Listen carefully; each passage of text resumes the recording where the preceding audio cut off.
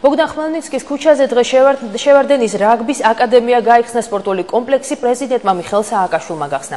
კომპლექსში ტრიბუნა 1700-მდე ადამიანზეა გათვლილი, აკადემიაში მოწყობილია სატრენაჟერო დარბაზები და სამსაჯო ოთახები. ახლად გახსნილი შენობა სრულად შეესაბამება ევროპულ სტანდარტებს.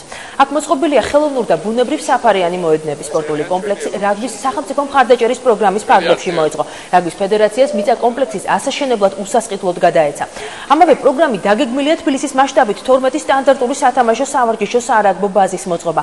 ასევე სარაგბო მოედნების მშენებლობა ფოთში, რუსთავში, გორში, თელავში, სენაკში, ქუთაისში, ბათუმსა და მარტყოფში. სარაგბო ინფრასტრუქტურის პროექტი საქართველოს მასშტაბით 2012 წლისთვის მთლიანად უნდა დასრულდეს. პრეზიდენტმა დღეს ახლად გახსნილი კომპლექსის მნიშვნელობაზე და ქართული სარაგბო გუნდის წარმატებაზე ისაუბრა.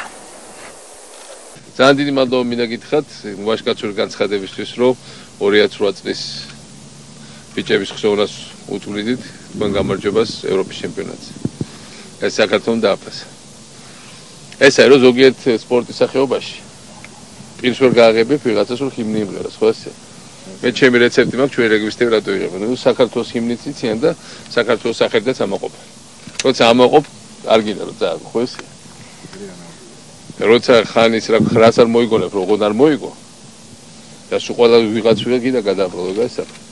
ესე იგი ჩვენ ვიწყებთ ეხლა იქნება ფოთი, ბათუმი, რუსთავი, ქუთაისი და პლუს თბილისში გამოდებით თელავი, ხო? გორაში დამთავრდება, ხო? არა, ეხლა დაიწყება გორში. ესე იგი 2012-ში დამთავრდება ყველა მოედანი. ჩვენ ესე რეალურად 2011 ბოლოს 2012-ში გვექნება მაგარი ინფრასტრუქტურა, ესეთი ბაზა და ის როგორ არის სკოლების ინფრასტრუქტურა, მე საშუალო სკოლები. აი ახლა ამ ეტაპზე გვაქვს ჯერჯერობით მაინც თბილისი და რეგიონებში უკვე მომავალი წლამდე. ხო არა? ბათუმი, თბილისი, ქუთაისი. აი აქ შეგვიძლია უკვე რომ გავაკეთოთ სკოლებში. რამდენი სკოლა ითამაშეთ?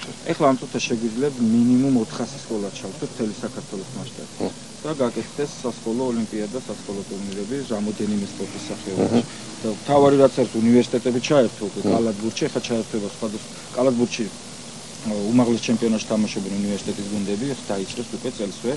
ყველა უნივერსიტეტმა შექმნა გუნდი და ასევე დაემატება რამოდენიმე სპორტის სახეობა მათ შორის. ეხლა ეს ფიზკულტურის გაკვეთილები რო იყო რა სკოლაში, ეს სრული მარაზმი, იმიტომ რომ რეალურად არავინ არ დადის, თავის მოტყუება ფიზკულტურის მასწავლებლებს რეალურად ხო იყო, რომ ჩაითვლება, რომ ფიზკულტურა სინამდვილეში არაფერი და რეალურად ეხლა რო გაჩნდება ინტერესი, რომ მოძეთ ინფრასტრუქტურა რო შეეჯიბრონ ერთმანეთს და ნამდვილი სპორტი ითამაშონ, ეგ არის განსხვავება. ეხლა ის ფიზკულტურა იყო საბჭოთა გადმონაშთი გეტეოს იმის ჩასაბარებლად ამზადებდა. და 30-იან წლებში დადგენილი ნორმატივებს. ჩემ პერიოდში ეგრე იყო, შაკალოს გაკვეთილი იყო, არაფერი არ ხდებოდა. შენს განსაკუთრებულ ძიებაში შევაქონდა ეგ შემშრომი. აბა კიდე რა ისა გაქვს მოთხოვნები როგორ გავაკეთოთ უკეთესებს კეთებთ. ვით. აი კაპიტანი გვექვის. რა და კაპიტალზე უკითხები. ხო, ერთი მოთხოვნა რა გვაქვს? ბიჭების რომ აი ამათ თაობას სოფლიო ჩემპიონატის ჩატარება შეგვიძლია მომავალ საქართველოში. აი ხო ჩამოდიან თვრამეტი ორივე პრეზიდენტი. კი რა პრობლემა. შემოგთავაზებენ მაის-ივნისში გადაწყვიტავენ, აი სადაც გავიდნენ ეს ბიჭები. წარმოიდგინე ერთი სტადიონით ვიყავით ესეთი მაგრები, ხო?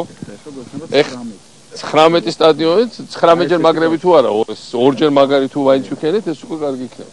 ეს უკვე და შედგა ძალიან დიდი ალბათობით ეს ბიჭები ამ აი როგორც საფრანგეთში, ირლანდიაში, თან რო ერთი ნელო კინაღამ დავდეთ და კინაღამ მოუგეთ.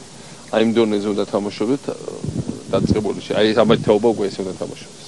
ესენი ესე არის. როგორად თქო, სამხრეთ აფრიკაში ბევრად თქვენზე მაგრები არიან? არა. ხო, ეგ არის თავი. თავი ესეთი განწყობა გქონდეთ ყველა სპორტში, როგორც ამათ. ხო. ესე იგი ზოგიერთი ერთი ნაკრები ვიღაცა მიდის და არ დავასახეთ რომელიც და ნუ ეხლა თუ გავაკეთეთ, კაი იქნება რა, ნახოთ. არა ეხლა ნუ ეხლა თავარია ღირსეულად წავაყოთ, რომ კაცი მაგას რო იტყვის. ის პაგური დამოკრა გააგდო იმ ნაკრები და ახლა არ გააკარო, ხო? ის იმიტომ რომ სხვასაც დაავადებს იგივე ვირუსი. ხა ეგეთ ინტერვიუებს იძლევი არ მაგრამ გული გაგისკდება ზოგჯერ. ეს ბიჭები მაგით რაღაცებს არასდროს არ ეს იყო აი ყველაზე უფრო კატასტროფულ მდგომარეობაში ყოფილი რაიონი, თბილისის კი არა მარტო საქართველოს.